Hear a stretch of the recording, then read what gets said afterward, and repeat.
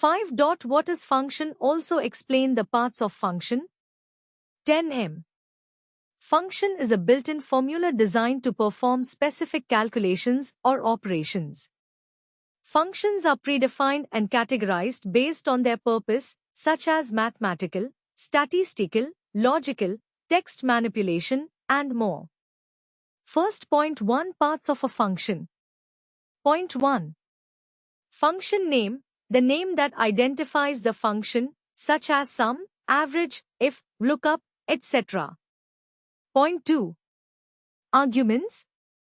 Point A. Inputs provided to the function enclosed within parentheses. Point B. Arguments can be values, cell references, ranges, constants, or other functions. Point C. Functions may require specific types and orders of arguments. Point 3. Syntax. Point A. The structure and rules that define how the function should be written. Point B. Syntax includes the function name, parentheses, commas to separate arguments, and any required or optional parameters. Point 1. Parameters. Point A. Specific details or options within a function that modify its behavior.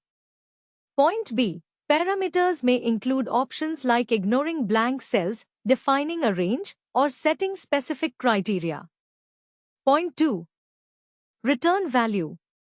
Point A. The result or output produced by the function after calculations based on the provided arguments.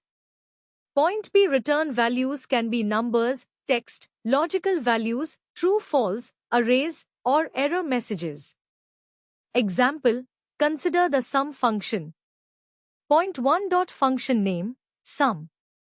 Point 2. Arguments, sum, number 1, number 2. Point 3. Syntax, sum, argument 1, argument 2. Point 4. Parameters. Each number or range is an argument that specifies the values to be summed. Point 5. Return value.